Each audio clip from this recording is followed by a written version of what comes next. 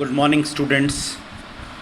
अपन ने बात की थी प्लेटो के साम्यवाद के बारे में और मैंने आपको डिटेल में प्लेटो के साम्यवाद को समझाया था।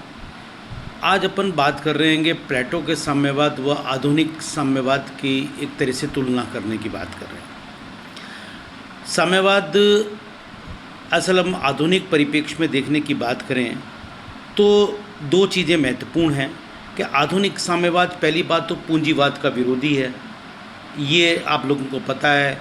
और मैं आपको यहाँ स्पष्ट रूप से बता रहा हूँ कि आधुनिक साम्यवाद मुख्य रूप से आर्थिक व भौतिक आधार पर निर्मित किया गया साम्यवाद है, जो पूंजीवाद का विरोध करता है। वो वर्गविहीन राज्यविहीन समाज की परिकल्पना करता है। ये एक महत्वपूर्ण तरीके की बात इसके अंतर्गत की गई है। इसमें व्यक्तियों को आवश्यकतानुसार वस्तुएं प्राप्त होंगी, ऐसी बात की गई है।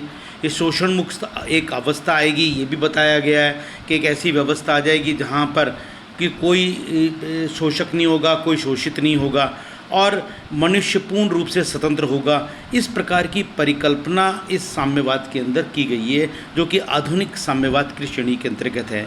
मनुष्य सभी अभावों व विषमताओं से स्वतंत्र होगा, ये भी इसके अंदर बताने का बात की गई है। और इन विषमताओं से मुक्त होकर ही व्यक्ति पूर्ण स्वतंत्र हो सकता है।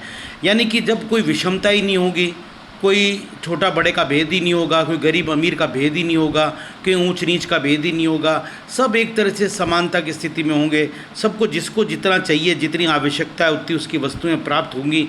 जब ऐसी स्थिति होगी तो आप मान के चलिएगा कि एक वास्तविक रूप से व्यक्ति पूर्ण रूप से स्वतंत्र महसूस करेगा। और इस साम्यवाद को लाने का जो साधन है वो वर्ग संघर्ष है। जो मार्क्स ने और आधुनिक साम्यवादियों ने जो कहा, उनका मानना ये है कि जब तक ये वर्ग संघर्ष नहीं होगा तब तक किसी भी स्थिति के अंदर आधुनिक परिप्रेक्ष्य के अंदर साम्यवाद आ ही नहीं सकता। अब अगर अपन देखने की कोशिश करें तो वहीं दूसरी ओर एक तरह से प्लेटो का जो साम्यवाद है, प्लेटो का साम्यवाद वर्गीय या राज्य की कल्पना संपूर्ण वर्गों को हटाने के नहीं करता, बल्कि वह समाज के तीनों वर्गों में सामंजस्य की स्थापना करना चाहता है। वो कतई ये नहीं कहता कि इन वर्गों को हटा दे, वर्गविहीन समाज की बात नहीं कर रहा, बल्कि वो इन तीनों प्रकार के जो साम्यवाद, जो तीनों प्रकार के वर्ग हैं, कौन कौन से वर्ग, अगर अपन देखें दार्शनिक राजा के परिप्रेक्ष्य में जब उसने जो बात कर रहा हैगा, जो सैनिक वर्ग के रूप में वो बात कर रहा हैगा, जो उत्पादक वर्ग के रूप में बात कर रहा हैगा, तो इन तीनों वर्गों में आपस के अंदर सामंजस्य की स्थापना अनिवार्य है। वही उसके साम्यवाद का एक प्रकार का ये कह सकते कल्पना है।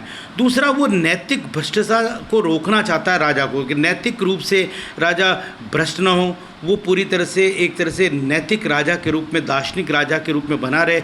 इसलिए ही तो वो वास्तव रूप से संपत्ति, वो परिवार से राजा को दूर करने की बात इसके अंतर्गत कहता है।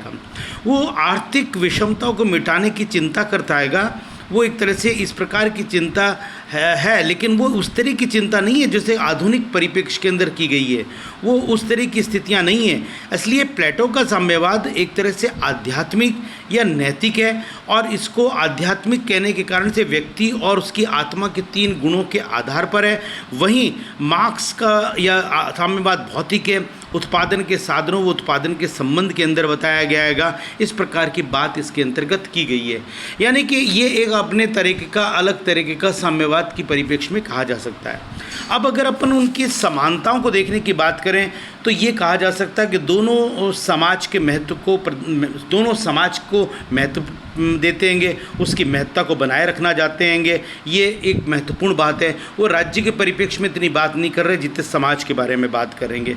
दूसरा, आर्थिक विषमता में विश्वास है। उनका मानना है कि आर्थिक विषमता तो है और इसके अंदर दोनों का एक तरह का विश्वास है। और तीसरा, मानवीय बंधुत्व के पक्षधर हैं। वो पूरी तरह से उसी को आधार बनाकर ही अपने साम्यवाद को आगे बढ़ा रहेंगे। समाज में सहयोग पर बल देने की बात कर रहे हैं, आपसी सौहार्द की बात कर रहेंगे। इस प्रकार की बात इसके अंतर्गत की गई है, जो कि अपने आप के अंदर महत्वपूर्ण कई तरीके से कही जा सकती है।